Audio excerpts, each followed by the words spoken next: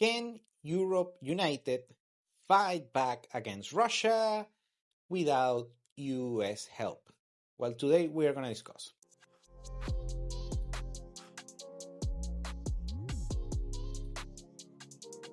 So right after the particular fight that we had between Trump and Zelensky on the White House last week, right afterwards we had a summit on London called by the Prime Minister Keir Starmer in order to gather up and see if Europe can comes with a plan of keeping Russia at bay regarding the war in Ukraine, of course, without the US help, or at least with less support that we have been used to on the past 3 years during the Biden administration.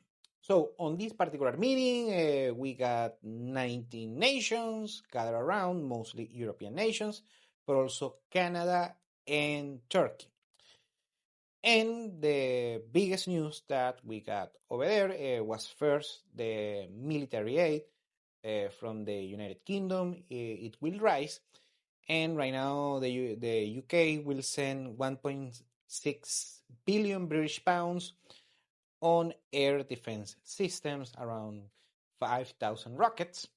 And also, Starmer came up with a particular plan, a 4-step plan that he calls the coalition of the willing. The first step of the plan is that any lasting peace must guarantee Ukraine's sovereignty and defense. The second step is that military aid must remain constant to Ukraine, and the economic pressure on Russia must be maintained as well. The number 3 is that if a peace deal is reached, the Ukrainian defenses must be boosted in order to keep, Ukraine's sovereignty. And number 4, a coalition of the willing, hence the name, will implement the peace plan for Ukraine, but also with the help of the United States. Also, a couple of other announcements regarding Europe and the support of Ukraine, and especially military support, have been mentioned.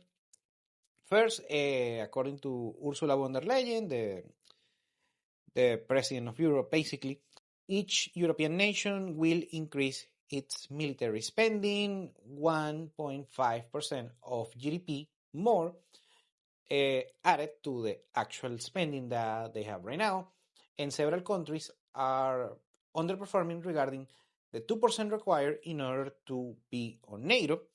Now, here's the kicker of this particular plan, that the fiscal deficit allowed by the European Union will be raised additionally if it is used in order to increase military spending. And this is a big red line that the European Union has, that no member of the European Union, actually they are capped on having a certain fiscal deficit, but apparently can be increased only for further military spending.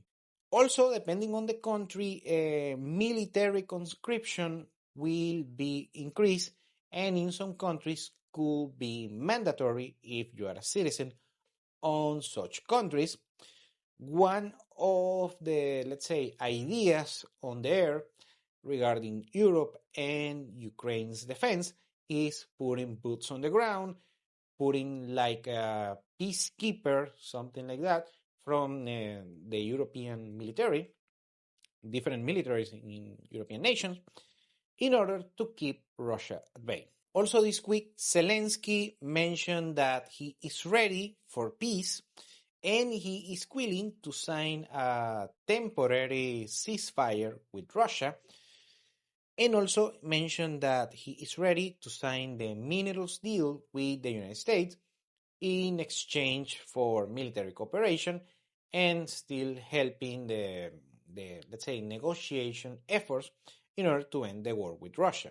And of course, all of this, movement and also this buzz regarding the European leaders and Ukraine and Russia and NATO had been rising, the situation has been rising since, of course, we got the feud with Trump that apparently wants to take a step behind of this particular conflict in European soil. And we already mentioned that he wants to focus more, make a pivot towards Latin America, despite of the European situation.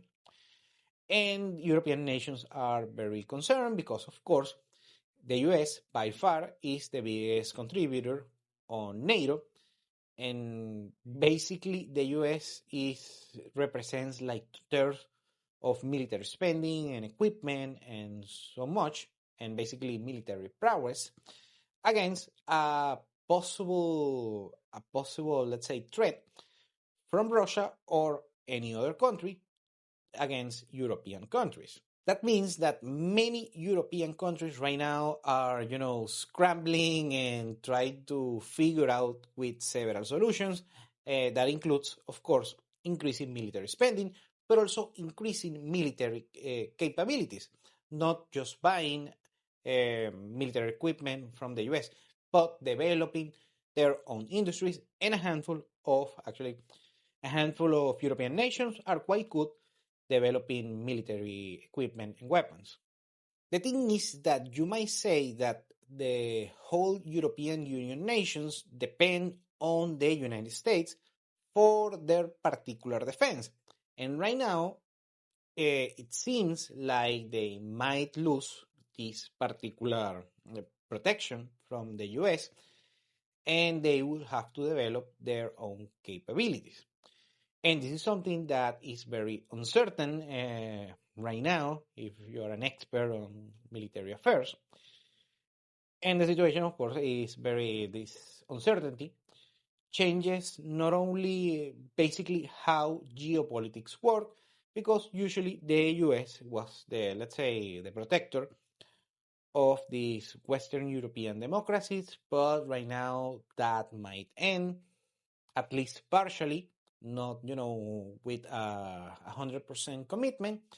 And many countries are, of course, preoccupied for that. And that comes like a great news from, from the leaders in Russia on the Kremlin.